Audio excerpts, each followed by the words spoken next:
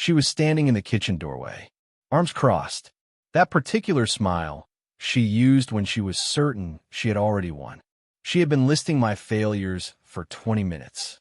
The promotion I did not get. The repair I had not finished on the shed. The way I had disappointed her at her mother's birthday dinner. I had heard it all before. The words were different, but the shape was the same. I was not enough. I would never be enough. And she was going to make sure I knew it. Then she said the line she had used 100 times before. You would never leave. You do not have the nerve. She said it like she was stating a fact. Like the weather. Like the time of day. Like something so obvious it did not need to be argued. I stood up. I did not say a word. I walked to the bedroom. I pulled a bag from the closet. An old duffel I had not used in years. I packed while she followed me, still talking. She asked what I was doing. She said I was being dramatic. She said I would be back by morning. I did not answer. I just kept packing. Shirts, pants, my toothbrush, the few things that were mine without being ours. She did not stop until she heard the front door open. That sound, the latch, the hinge, the air from outside rushing in. She stopped mid-sentence. I walked out. I did not look back. The door closed behind me. I stood on the porch for a second. Then I walked to my car. I did not know where I was going. I just knew I was not staying.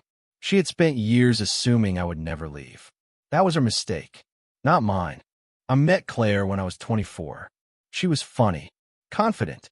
She knew what she wanted. I thought that was strength. A woman who did not apologize for her opinions. Who ordered for both of us at restaurants. Who planned our weekends without asking because she just assumed I would want whatever she wanted. I liked it at first. It felt like being taken care of. I learned later that confidence without warmth is just control. But I was 24. I did not know the difference yet. The first time she told me I would never leave, I was 27. She had canceled plans we made weeks in advance. A concert I had been looking forward to. She said she was too tired. I said I was upset.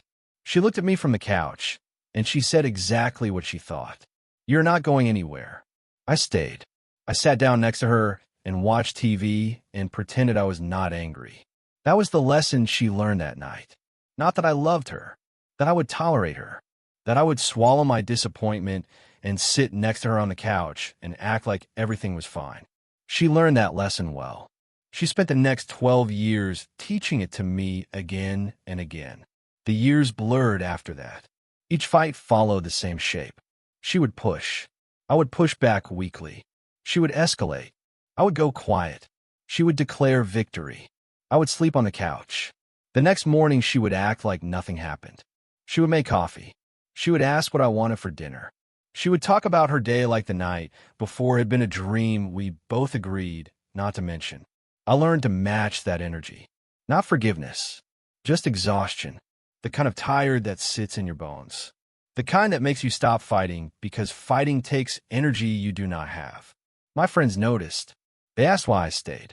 I said I loved her. That was true. What I did not say was that I had forgotten what love was supposed to feel like. I thought love was patience. I thought love was staying even when you wanted to leave.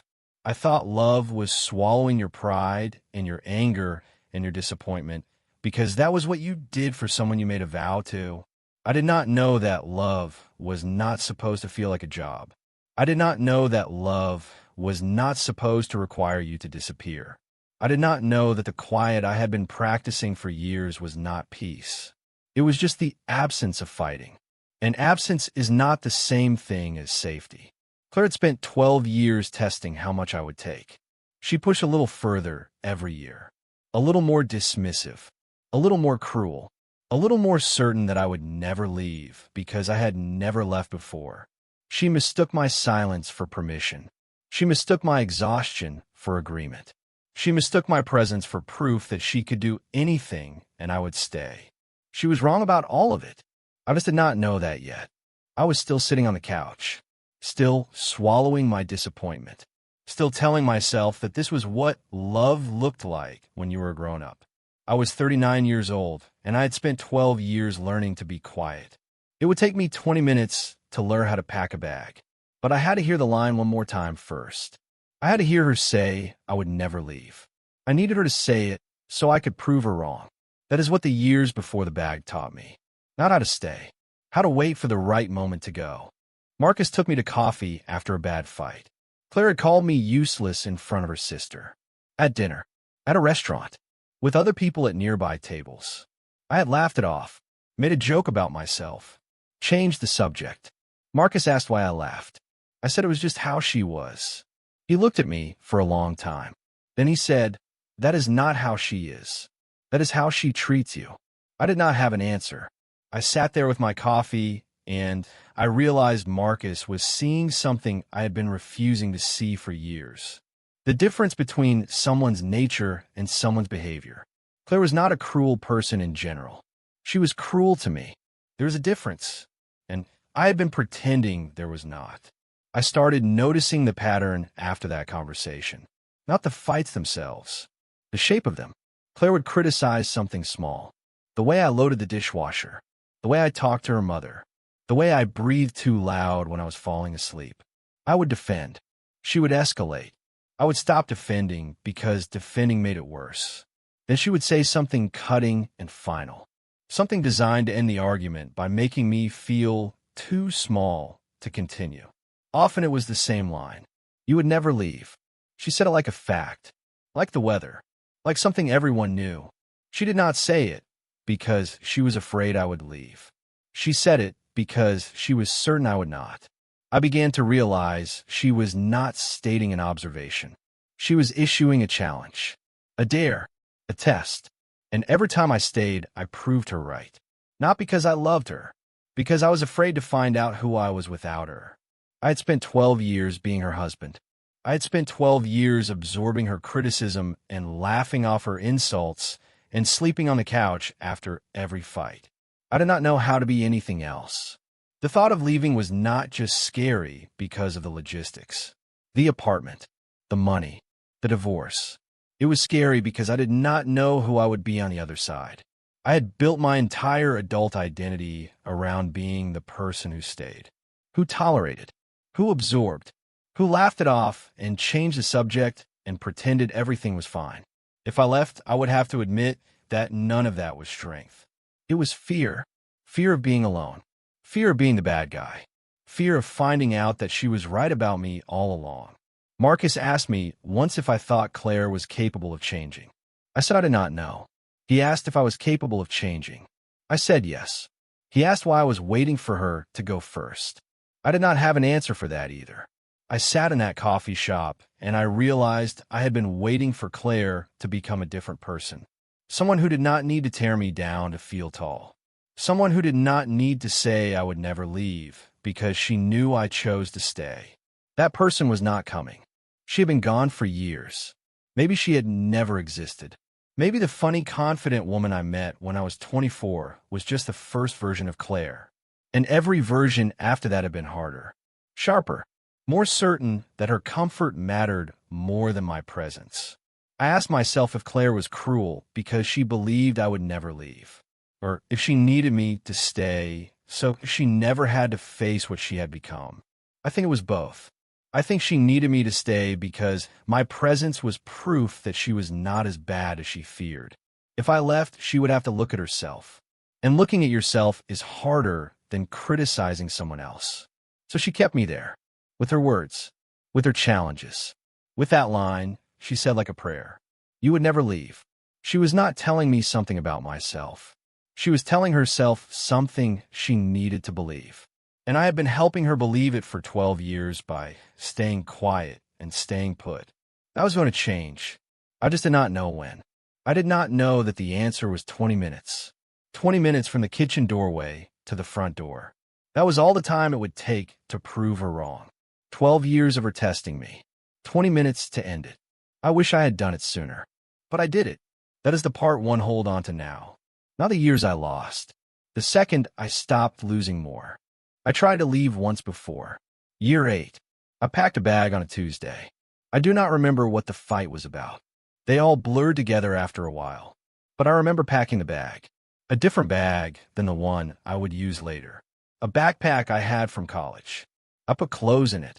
I put my phone charger. I put a book I had been meaning to read. I made it to the front door. Claire stood in front of it. She did not yell. That was the thing. She did not scream or cry or beg. She asked where I would go, how I would afford it, who would take me in. Each question was softer than the last. Not threatening, just curious, like she was asking about someone else's life. She was not blocking the door. She was blocking the idea that I could survive without her. And she was good at it. She had spent years practicing. I stood there with the backpack over my shoulder, and I could not answer her questions. Not because I did not have answers, because I had stopped believing in myself enough to trust any of them. I put the bag down. She made tea. We watched television. We did not talk about what had almost happened. The next morning, she acted like nothing had changed. Because nothing had changed. I was still there. The same as always. The same as she expected. She brought it up 6 months later during an argument. I do not remember what we were fighting about that time either. But I remember her face. That particular smile. The one she used when she was certain she had already won. She said, "Remember when you tried to leave? You could not even make it to the car." She laughed. I did not. I stood there in the kitchen, and I watched her laugh at the memory of my almost escape. The almost moment when I had almost been brave enough to walk out the door. She had turned it into a joke. She had filed it away as proof. Proof that I was exactly who she said I was. Someone who would never leave.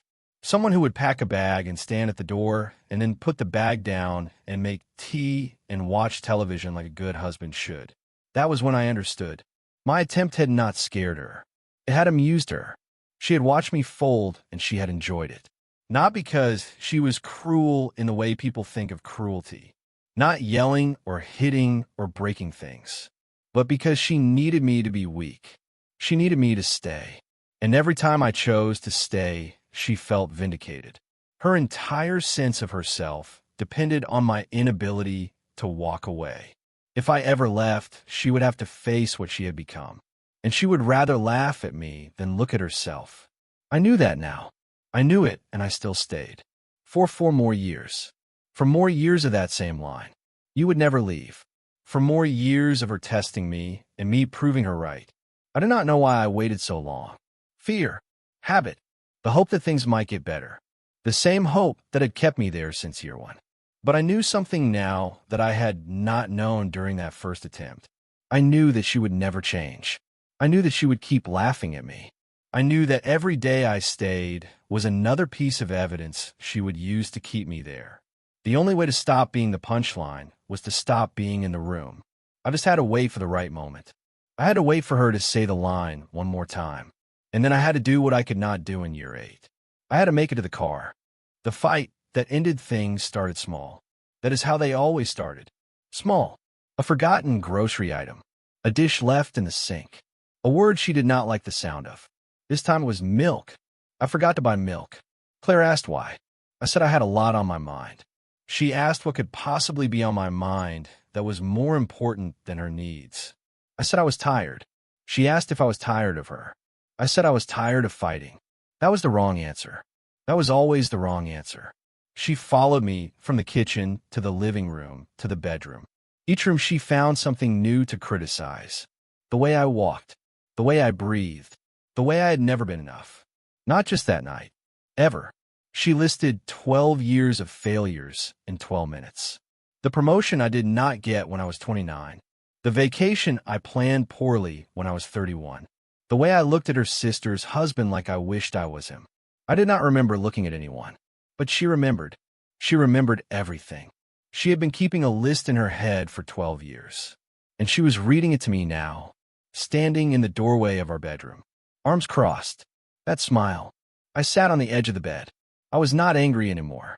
I was not sad. I was not anything. The exhaustion had finally eaten everything else. She stood in the doorway. She crossed her arms. She smiled. Then she said it. You would never leave. You do not have a nerve. She said it the same way she always said it. Like she was telling me the time.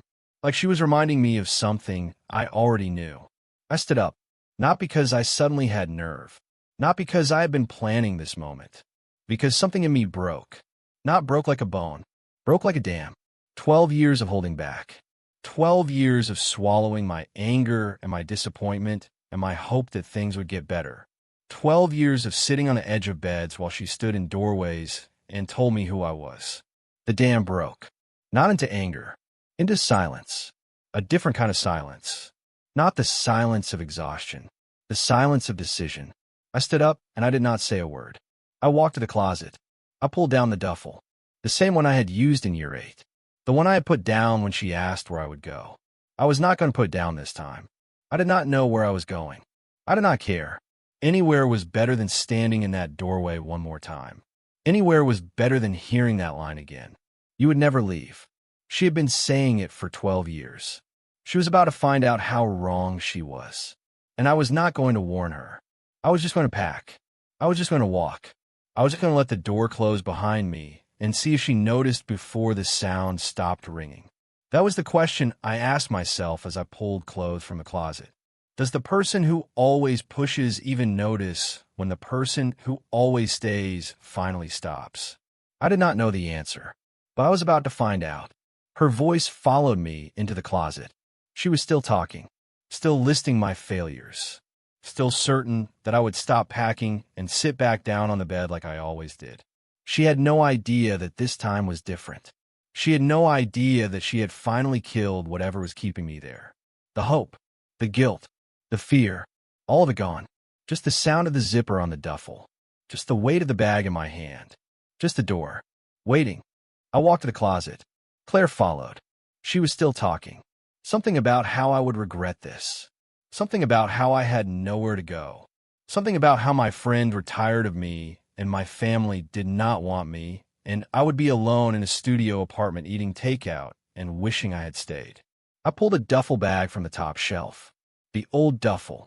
The same one from year 8. It felt different in my hands this time. Heavier. Not because there was anything in it yet. Because of what it meant. She asked what I was doing. I did not answer. I opened my dresser drawer. I put in jeans, shirts, underwear, socks. Not much. Just enough to get through a few days. She asked if I was listening. I was listening. I just did not care. That was the difference. I had spent 12 years caring. Caring about her feelings. Caring about her mood. Caring about whether she would be happy when I came home or whether she would be looking for something to criticize. I was done caring. The tank was empty. The dam had broken. There was nothing left for her to take. She moved to the bathroom doorway. She said I was being dramatic. She said I would calm down in an hour and come back. She said I always came back. I zipped the bag. The sound of the zipper was louder than her voice for a second. She stopped talking. Then she started again. She said I could not afford to live anywhere else. She said it like she had been saving that line for years. Like she had done the math in her head and decided that money would be the thing that kept me there. She did not know about the account. The one I opened 2 years ago. The one I put a little money into every month. Not a lot. Just enough. Enough for first and last on a small apartment. Enough to survive while I figured out the rest. She did not know because I had stopped telling her things. I had stopped sharing my life with her years ago. I was just going through the motions. Sleeping in the same bed. Eating at the same table. Sitting on the same couch. But I had already left. I just had not walked out the door yet. I walked past her. She did not move to block me this time. Not like year 8. She just stood there. Her mouth was still open. I did not know if she was still talking. I had stopped hearing her. The words were just sounds. Background noise. The same way her criticism had been background noise for years. I walked down the hallway. Past the living room where we had watched television after every fight. Past the kitchen where she had made tea after I put the bag down in year 8. I walked to the front door. I did not look back. I did not want to see her face. I did not want to know if she was crying or laughing or just standing there with her mouth open. I did not care. That was the moment I knew I was really leaving. Not when I packed the bag. Not when I zipped it. When I realized I did not care what she was doing behind me. 12 years of caring. Then nothing. The front door was right there. I put my hand on the knob. I thought about year 8. I thought about how I had stood at this same door with a backpack over my shoulder and let her talk me out of leaving. That was not going to happen this time. I was not the same person I was in year 8. I was harder, colder, empty. And empty people are hard to stop because they have nothing left to lose. I opened the door. The air from outside hit my face. I stepped through. I did not look back. The door closed behind me. I stood on the porch for a second. Then I walked to my car. I did not know where I was going. I did not care. Anywhere was better than standing in that doorway one more time. Anywhere was better than hearing that line again.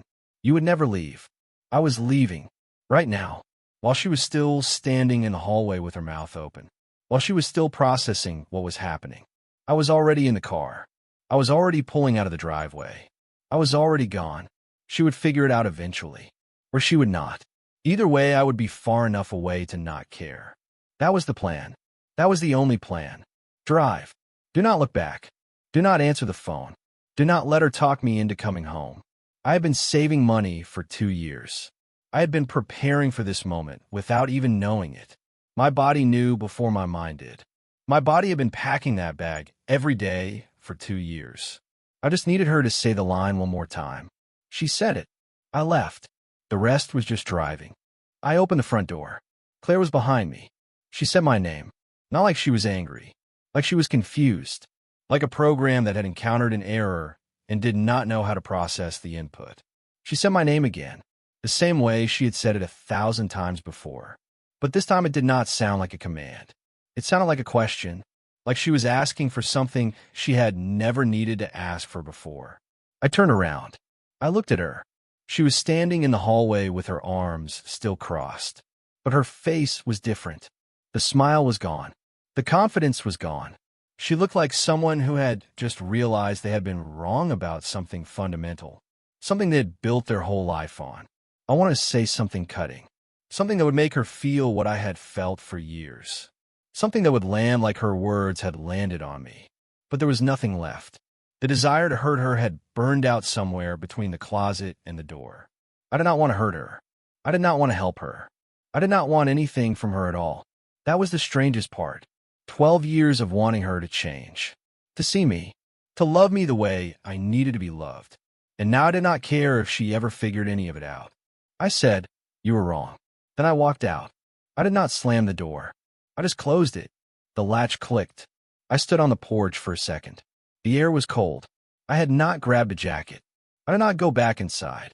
I walked to my car. I put the duffel in the passenger seat. I started the engine. I drove.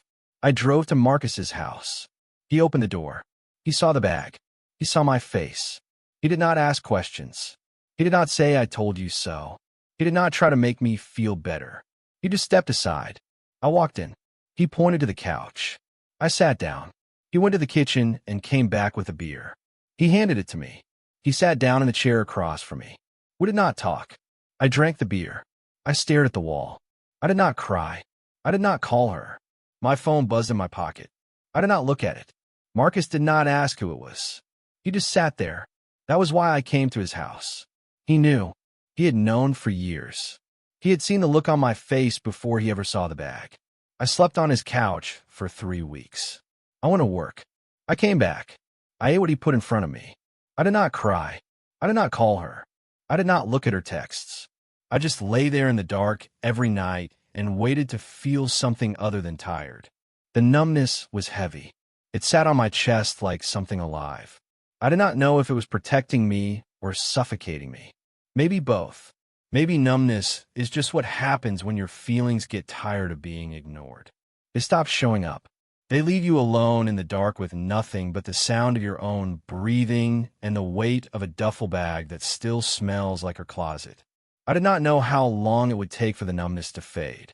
I did not know what would be left underneath it. Anger, grief, relief, nothing at all. I was afraid to find out, but I was more afraid of going back.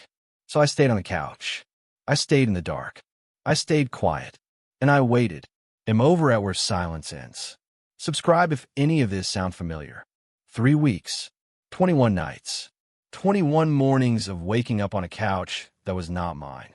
21 days of not answering her calls. She stopped calling after the first week. She stopped texting after the second. I did not know if that meant she had given up or if she had finally understood. I did not care. That was still true. I did not care. The numbness was starting to crack. Small feelings slipping through. Anger at night. Grief in the morning. A strange kind of relief in the afternoon when I realized I had gone another hour without thinking about her. The cracks were getting bigger. I was starting to feel again. It hurt, but it was better than nothing. Better than the quiet of the closet. Better than the sound of her voice telling me who I was. I was someone else now. Someone who packed a bag and walked out and did not look back. I did not know his name yet, but he was already stronger than the person I had been.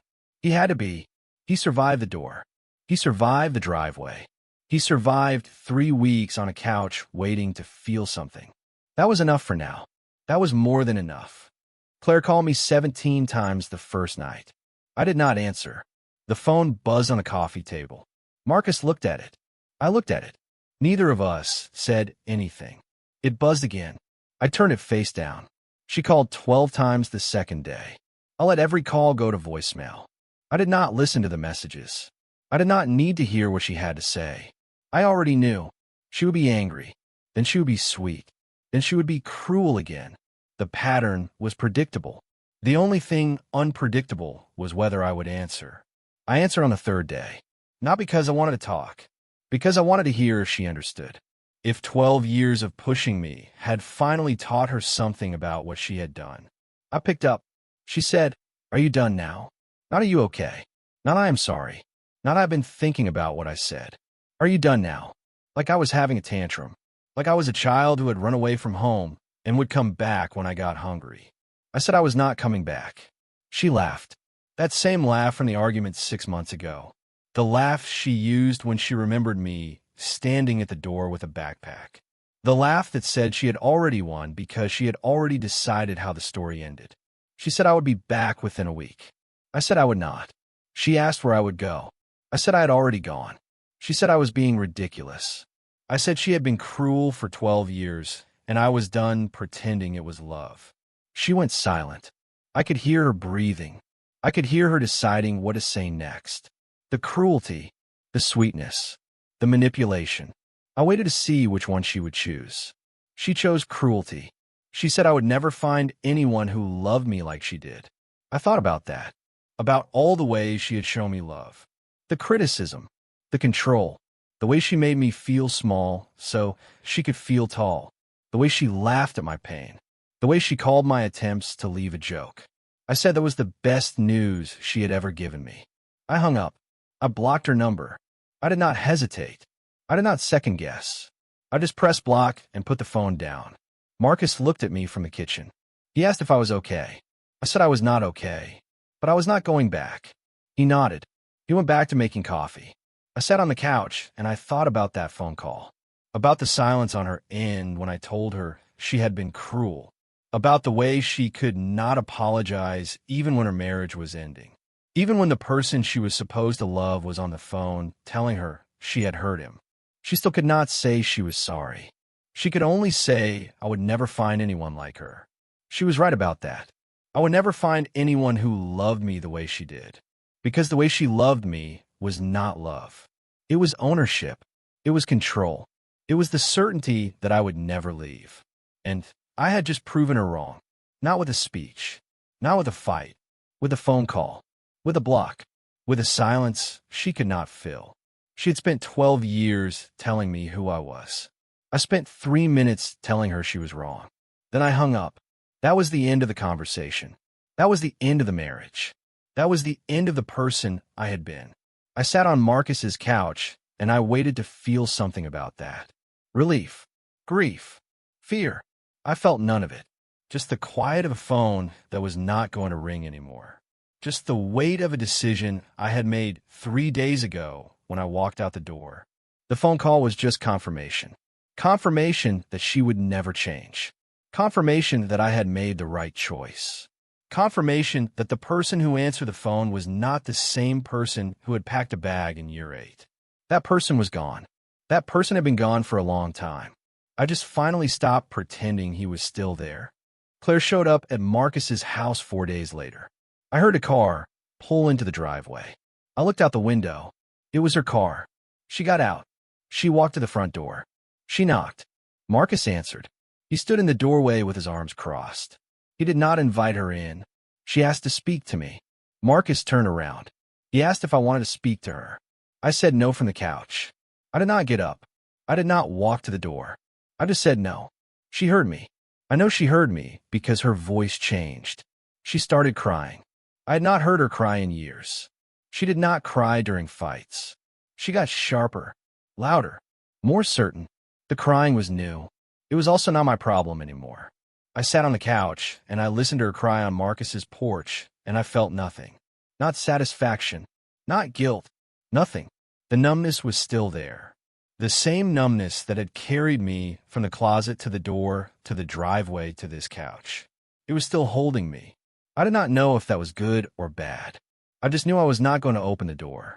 She left after 10 minutes. Marcus closed the door. He asked if I was okay. I said I would be. He asked if I meant it. I said I was starting to. That was the truth. I was not okay. But I was not the same person who had stood in the doorway in year 8 either. I was somewhere in between. Someone who could say no to her crying. Someone who could sit on a couch and let her leave without running after her. That was not nothing. That was progress. Small. Invisible to anyone who did not know where I had been. But progress. I found an apartment 2 weeks later. Small. 1 bedroom. No dishwasher. No Claire. The kitchen had room for 1 person to stand in.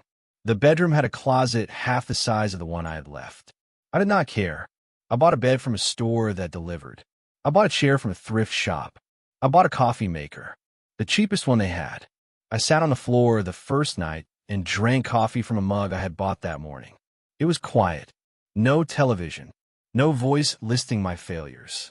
No footsteps following me from room to room. Just quiet. For the first time in years, the quiet did not feel like waiting. It did not feel like the silence before a fight. It did not feel like the calm before she said the line. It just felt like quiet. Empty. Still. I did not know what to do with it. So I sat on the floor, and I drank my coffee, and I let the quiet sit next to me. I thought about the 12 years I had spent in that house. The 12 years I had spent trying to be enough for someone who had already decided I was not. I thought about the closet, the duffel, the door, the driveway, the phone call, the block. I thought about the crying on Marcus's porch. I thought about how I had not felt a thing. I wondered if that made me broken, or if that made me free. Maybe both. Maybe freedom is just brokenness that decided to stop pretending. I did not know. I was still figuring it out. I was still learning how to be alone without feeling lonely, how to sit in a quiet apartment without waiting for someone to come home, how to drink coffee on the floor without someone asking why I was sitting on the floor like a child. I did not have answers yet. I just had an apartment, a bed, a chair, a coffee maker, and a lot of quiet. That was enough for now. That was more than I had a month ago. A month ago, I was standing in a doorway, listening to someone tell me I would never leave. Now I was sitting on the floor in an apartment she had never seen. That was a win, a small one, but I was learning to count small wins. They were the only kind I could afford right now. The big ones would come later, or they would not. Either way, I would be sitting on this floor, drinking this coffee, breathing this air, not waiting for anything, not hoping for anything, just being, just existing, just learning what it felt like to take up space without someone telling me I was taking too much. That was the work now. That was the rebuilding. Not finding someone new, not getting revenge, not proving her wrong, just learning to be a person again. A person who could sit in a quiet room and not be afraid of what might happen next. I was not there yet, but I was closer than I had been. That was something. That was everything. The divorce was final 7 months later. Claire wanted to fight about everything. The couch we bought together. The toaster her mother gave us. The towels from our wedding registry.